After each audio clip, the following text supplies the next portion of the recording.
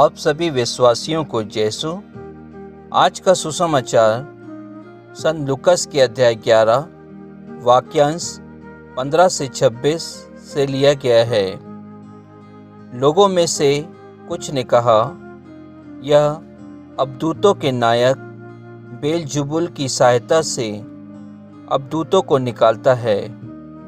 कुछ लोग यीशु की परीक्षा लेने के लिए उनसे स्वर्ग की ओर का कोई चिन्ह मांगते रहे।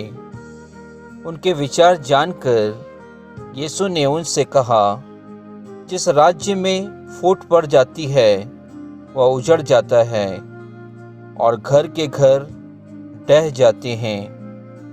यदि शैतान अपने ही विरुद्ध विद्रोह करने लगे तो उसका राज्य कैसा टिका रहेगा। तुम कहते हो कि मैं बेलजुबुल की सहायता से अबदूतों को निकालता हूँ। यदि मैं बेलजुबुल की सहायता से अबदूतों को निकालता हूँ तो तुम्हारे बेटे किसकी सहायता से उन्हें निकालते हैं? इसलिए वे तुम लोगों का न्याय करेंगे। परंतु यदि मैं ईश्वर के सामर्थ्य से अबदूतों को निकालता हूँ तो निसंदेह ईश्वर का राज्य तुम्हारे बीच आ गया है। जब बलवान मनुष्य हथियार बांधकर अपने घर की रखवाली करता है तो उसकी धन संपत्ति सुरक्षित रहती है। किंतु यदि कोई उससे भी बलवान उस पर टूट पड़े और उसे हरा दे तो जिन हथियारों पर उसे भरोसा था वह उन्हें उससे छीन लेता और उसका माल लूटकर बांट देता है। जो मेरे साथ नहीं है वह मेरा विरोधी है और जो मेरे साथ नहीं बटोरता वह बिखेरता है। जब अशुद्ध आत्मा किसी मनुष्य से निकलता है तो वह विश्राम की खोज में निर्जन स्थानों में भटकता फिरता है। विश्राम न मिलने पर वह कहता है, जहाँ से निकला हूँ अपने उसी घर वापस जाऊँगा। लौटने पर वह उस घर को झाड़ा बुहारा और सजाया हुआ पाता है।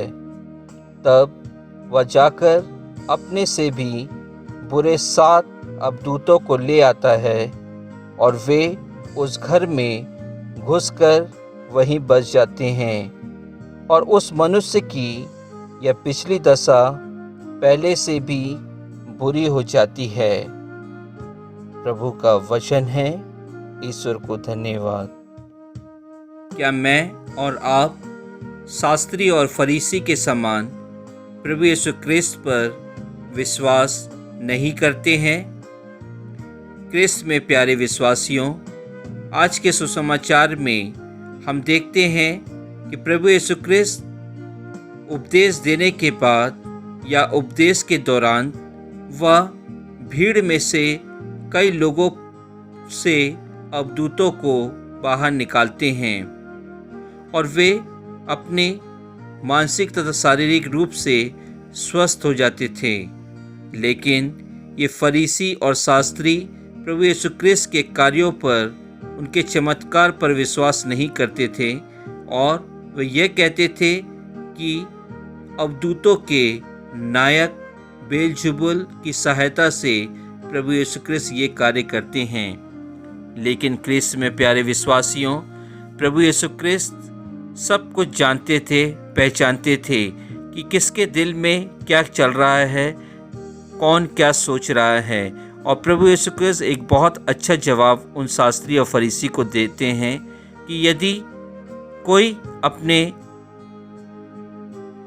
घर में या कोई अपने राज्य में अगर अपने विरुद्ध लोगों को इकट्ठा करता है या अपने सामने किसी विरुद्ध व्यक्ति को खड़ा करता है तो उसका राज्य और उसका घर नष्ट हो जाता है।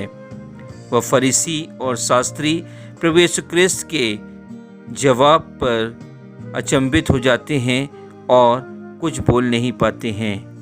क्रिस्त में प्यारे भाई और बहनों, प्रभु यीशु क्रिस्त ने अपने शिष्यों के साथ अनेक प्रकार के चमत्कार लोगों के लिए किए।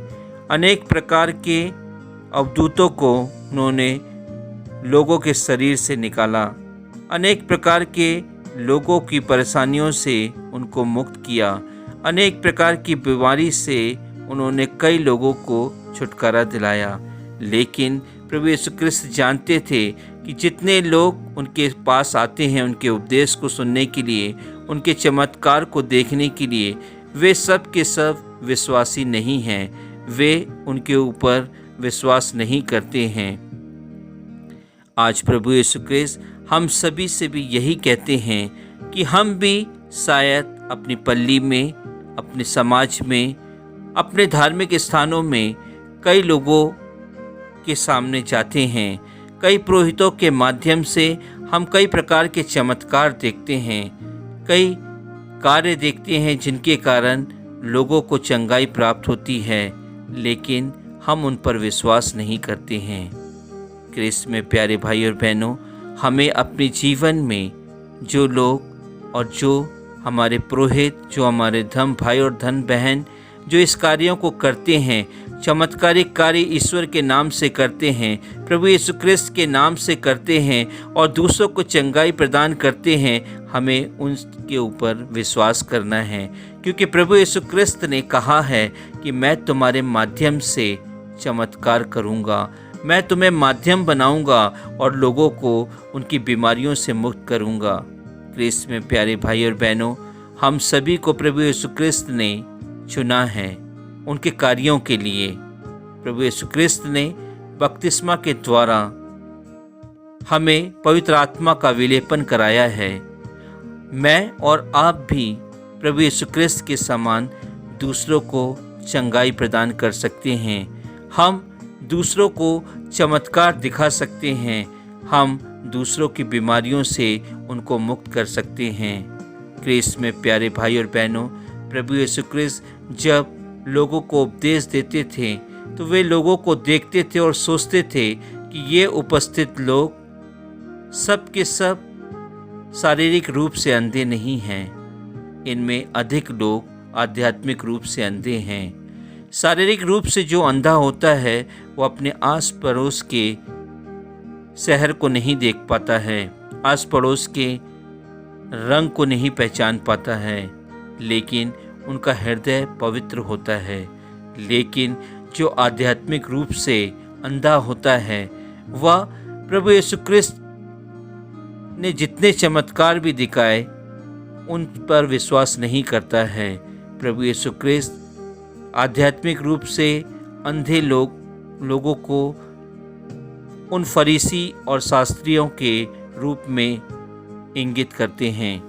क्रिस्त में प्यारे भाई और बहनों, आज हमारे समाज में भी जितने लोग हमारे पल्ली में मिस्सा बलिदान में भाग लेते हैं, धार्मिक कार्यों में एकत्रित होते हैं या किसी चंगाई सभा में शामिल होते हैं, वे सब के सब शारीरिक रूप से पीड़ित नहीं रहते हैं बल्कि आध्यात्मिक रूप से पीड़ित होते हैं। और हम सभी को उन आध्यात्मिक पीड़ित लोगों के लिए प्रार्थना करना है ताकि पवित्र आत्मा के सामर्थ्य से वे सभी पवित्र हो सके, वे सभी अपने बुरे कार्यों को छोड़ सकें।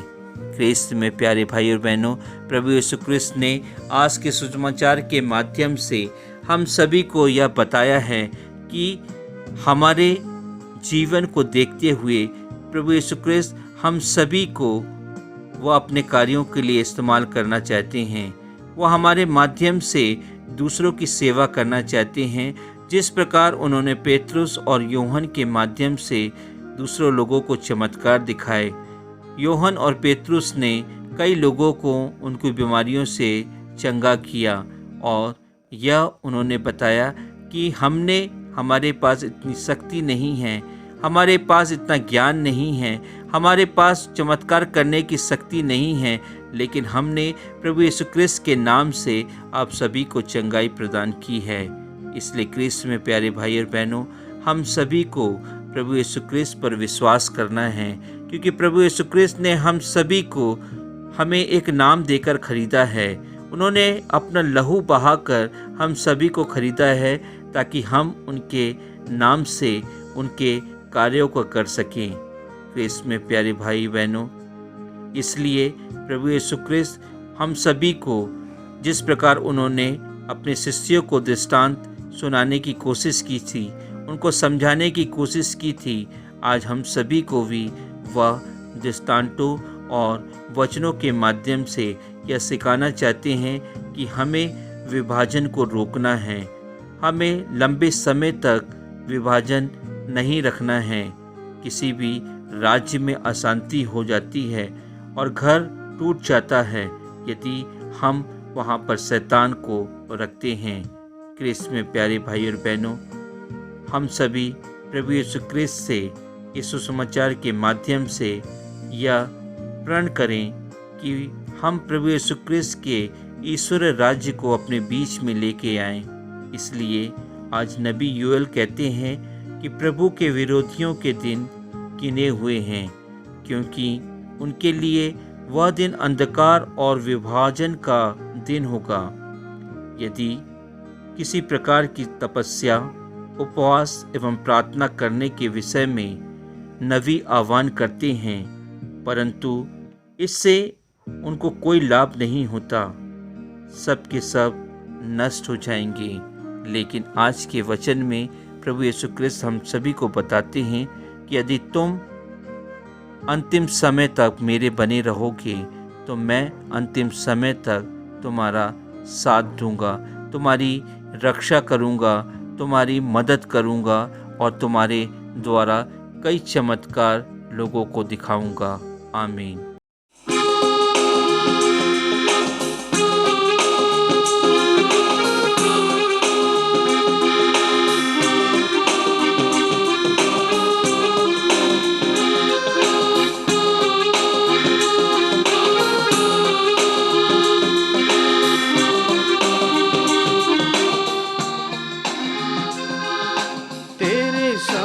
से भर दे यीशु, रहूं मैं तेरा सदा। पवित्र आत्मा से भर दे मुझे, पवित्र रहूं सदा। तेरी सामर्थ से भर दे यीशु, रहूं मैं तेरा सदा। पवित्र आत्मा से भर दे मुझे, पवित्र रहूं सदा। तू छू ले मेरा प्रभु,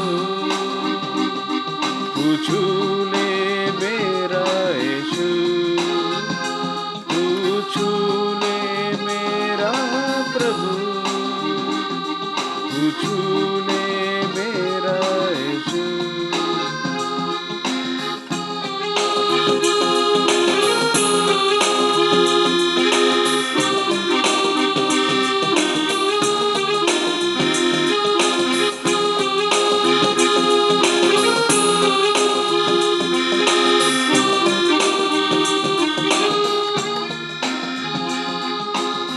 हर मुश्किल को संभव करने वाला तू ही है मेरा खुदा। हर बीमारी को चंगा करने वाला तू ही है मेरा खुदा। हर मुश्किल को संभव करने वाला तू ही है मेरा खुदा। हर बीमारी को चंगा करने वाला तू ही है मेरा खुदा।